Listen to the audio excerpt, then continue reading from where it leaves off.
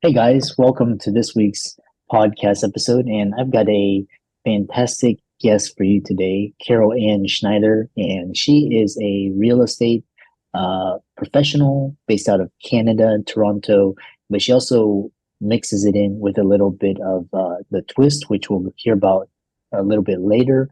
The reason why I have her on the show is she's a bread and butter, talking about the real estate industry, interest rates, the economy. I'm always trying to keep my pulse on the market. And Carol, welcome. Nice to be here. I'm happy to share my real estate knowledge with everybody. Yeah, yeah. So I know, kind of talk about your original, your background, your story, how you got started, and we'll delve right into it.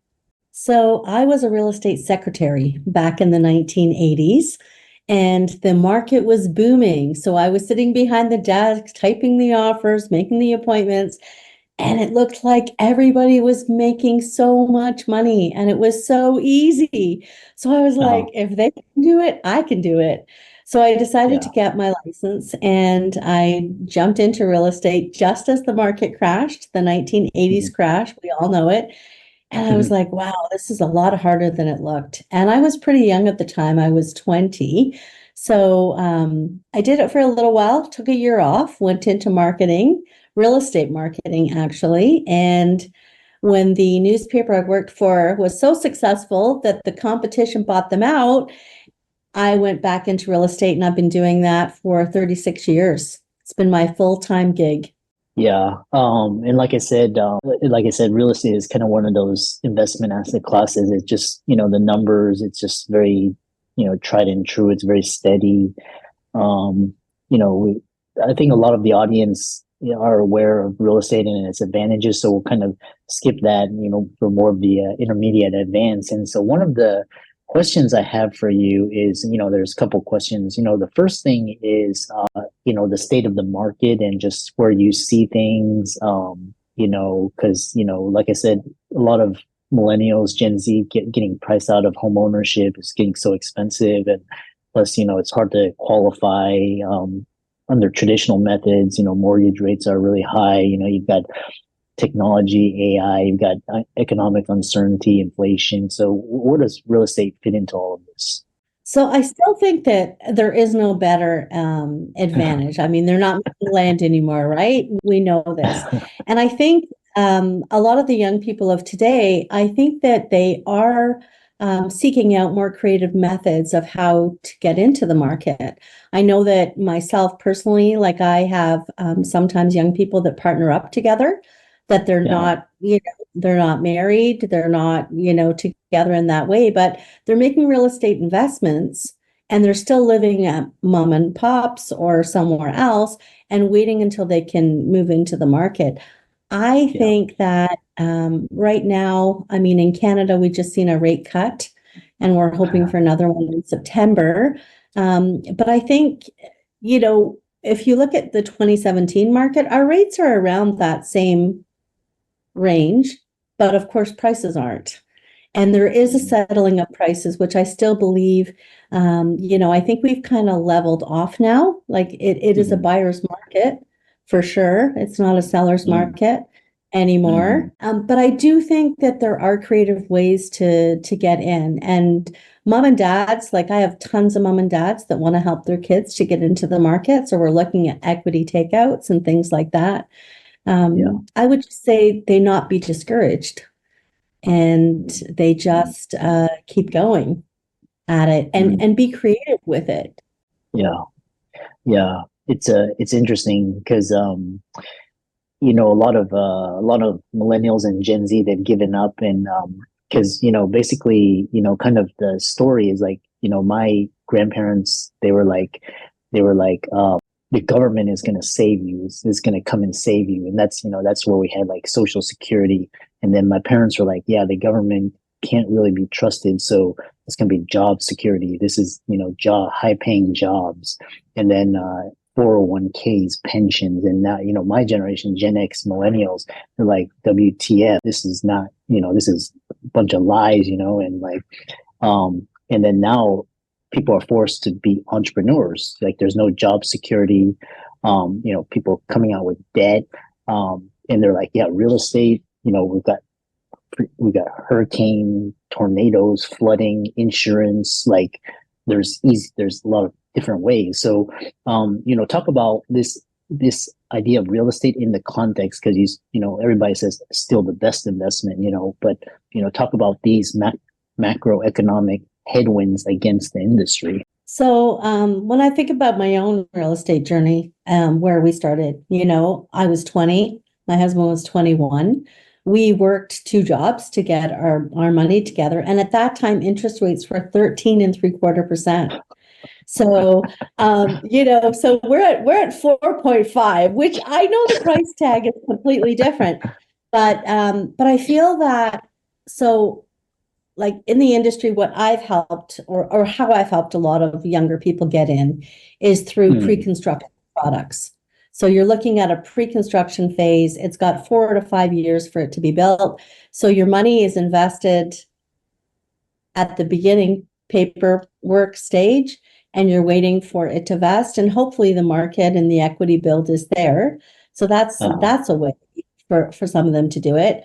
Entrepreneurship is the only thing I've known personally, my husband too. We've eaten craft dinner on the days when we had to. We raised a family, we sent our kid to school overseas.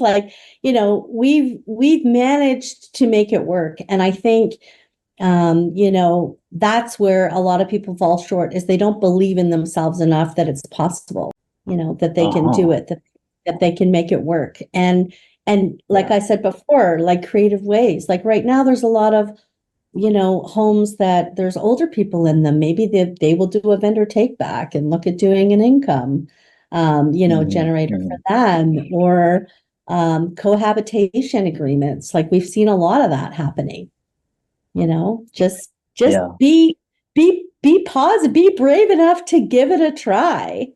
Figure out, like, make the plan, sit down with the people you have to and make the plan. I personally think that, there's a lot of people that give up too quickly. They give up before they get the gold. Yeah. Which kind of it brings me to my next question is this I love your enthusiasm, and for a lot of I used to be the same way, but kind of my investment philosophy has been a little bit geared towards more risk aversion and just kind of managing risk, as opposed to I used to be very similar to you. The kind of the question is, you talk about these creative ways, but the problem is, in this day and age, nobody trusts anybody, and there's scams and, these cohabitation agreements and kind of these, creative ways. It is possible, but, in the grand scheme of things, are people going to do that? I don't know, but, it's kind of really interesting. Which brings me to my next question, because I really like this idea where you talked about interest rates. My parents in the 70s the interest rates were like 18%. So it's like paying for a credit card, So the other question is, because a lot of the rich are using credit and capital and kind of like government stimulus programs to buy up more real estate. And they're actually, for example, like Vancouver, a lot of the downtown is owned by multimillionaires, and they do not rent their homes out. It's kind of created a housing shortage. So, what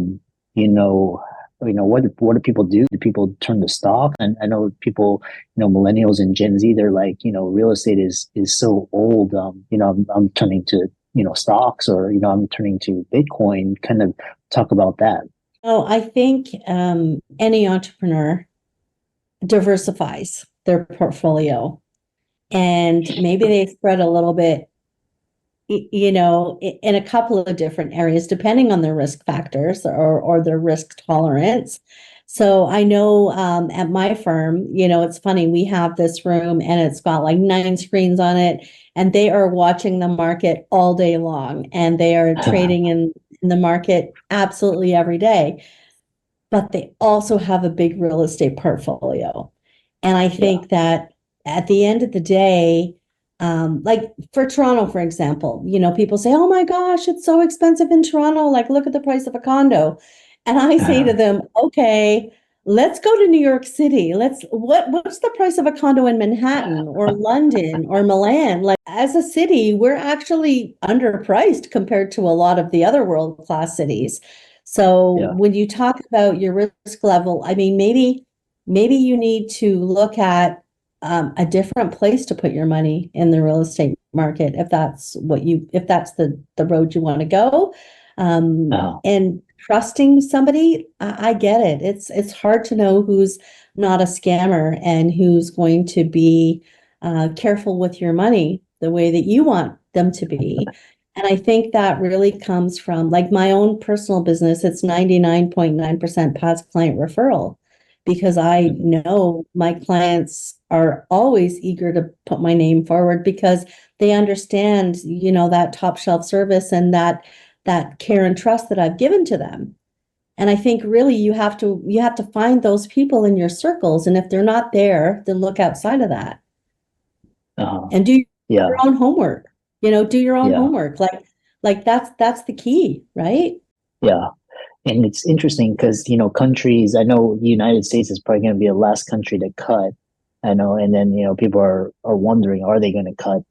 The, I know that China, Canada, which kind of brings me to my next follow-up question, which is in this day and age, we never know what's going to happen to the rates. And like you said, I like how you put in perspective 4 or 5% versus 13 or 18%. And people are kind of screaming at 5%. What about this idea, like within certain sectors and industries? Because I know in Canada it's a little bit different than the States, but I know that certain sectors, here in the States, commercials are really suffering after COVID. But what particular industry sectors within the real estate are kind of attractive or kind of getting more attention, growing, etc.? So we've had a huge population growth, and so multifamily is a big thing here. I mean, my own personal home, it's just my husband and I here now, and we're doing a legalized basement apartment.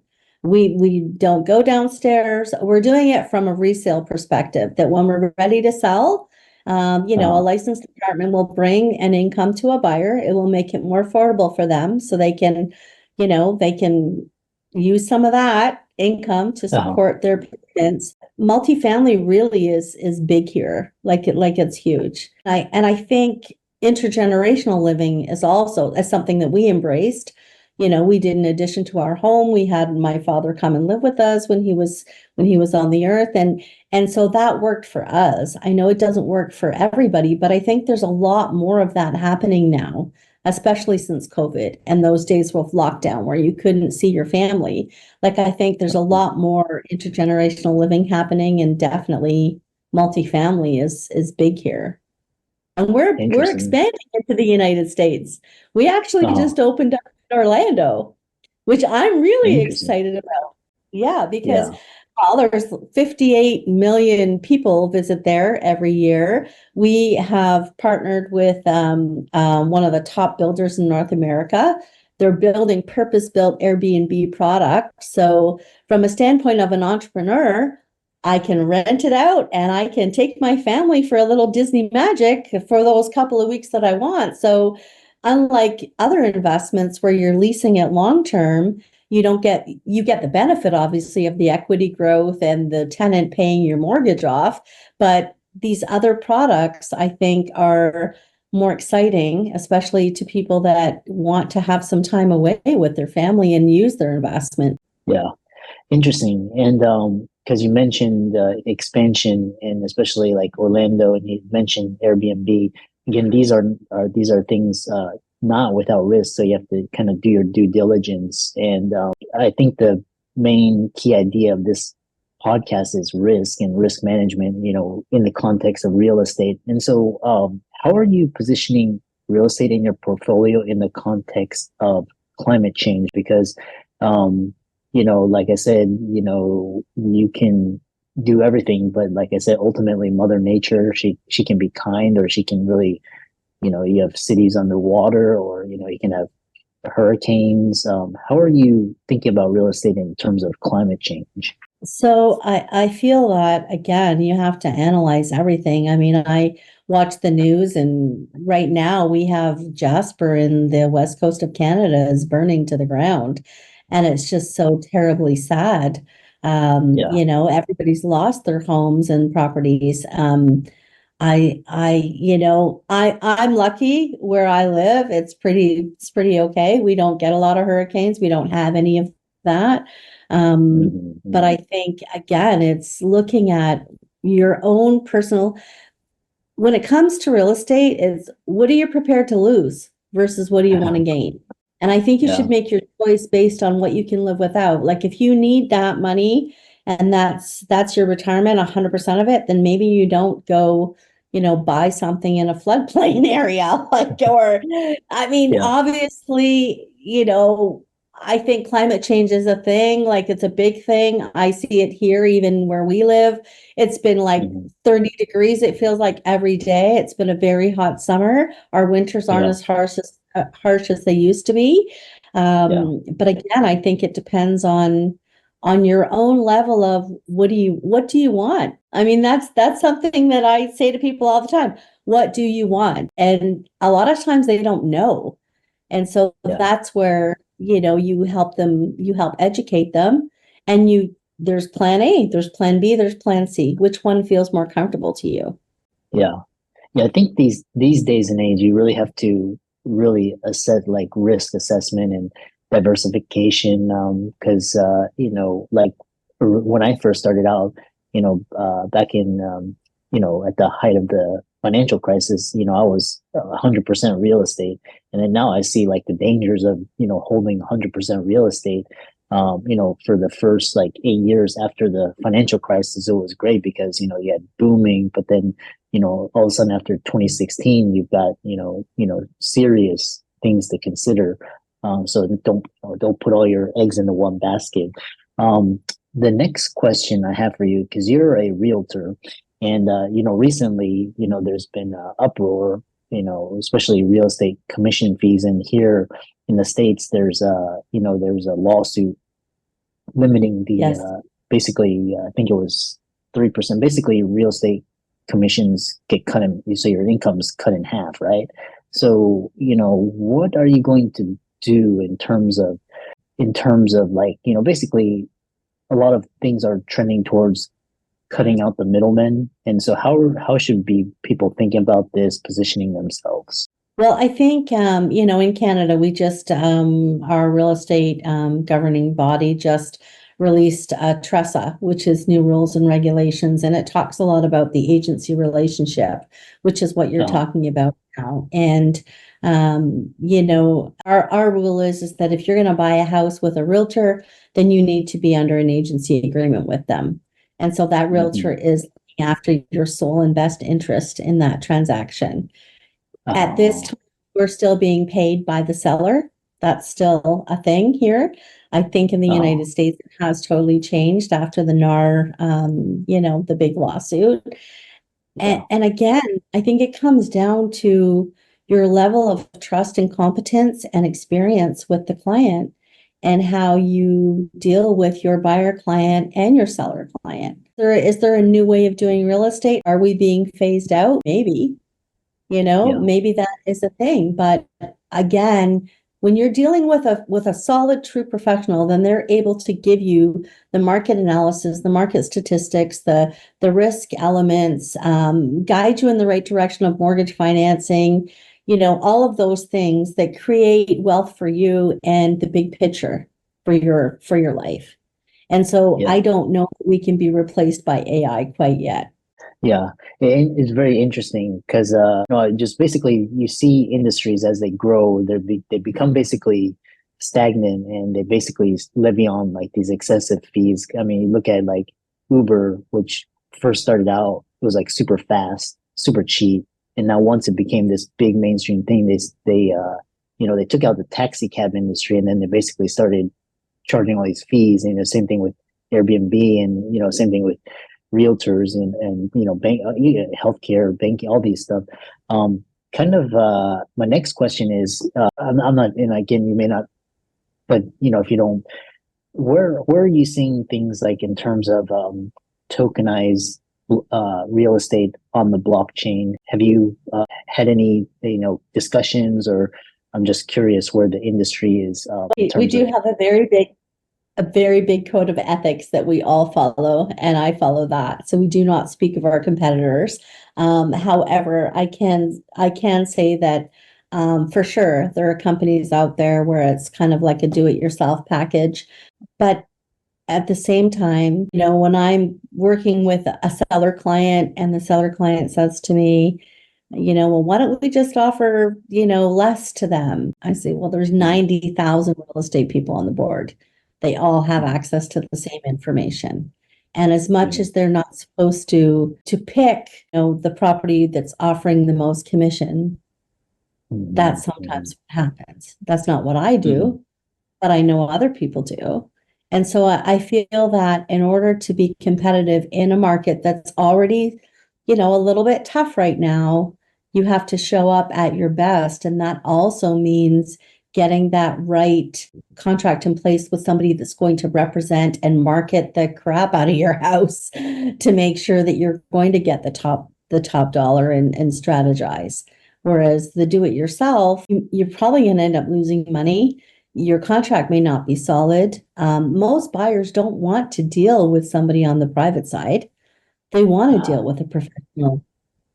So you're Yeah, losing, you may be losing out on that right buyer or that zest for, that opportunity for multiple bids because you're not really sure how to handle that. I mean, yeah, I don't know how well they did, but during the pandemic, like I sometimes was sitting with 100 offers, and that was a lot for uh, me. And I've got like 35 years of experience, but it's like, what the yeah, heck do you do with 100 offers? How do you even know where to start with that? yeah, Right? If you've yeah, never yeah, done it before and it's not your calling, then how are you going to, it's like anything else. You're having a garage sale and you've got the best bike on the block and 100% that you think it's worth 500 bucks and somebody walks along and says, "I'll give you 400." Well, your ego is bruised. You're like, "No, no, no. I want the 500." And the buyer walks. When you're yeah. representing yourself, sometimes that's, you find yourself that you're too emotional about it and you're not looking at the business aspect of it. And what is it going to Mhm. cost you to hold on to that bike in that example, right? Yeah.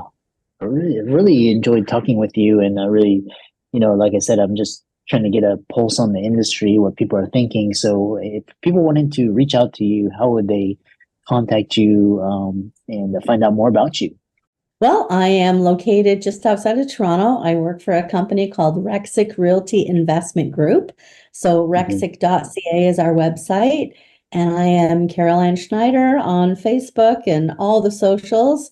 Live with Carol Anne is my handle on Instagram. And I'm happy to talk real estate to any day, all day. It's in my blood. It's Yeah. what I know best. Yeah, excellent. All right. Well, and for the audience, let's thank Carol for coming on and really enlightening discussion and kind of giving us perspective. And be sure to give her socials a like and follow. And thanks so much for coming on.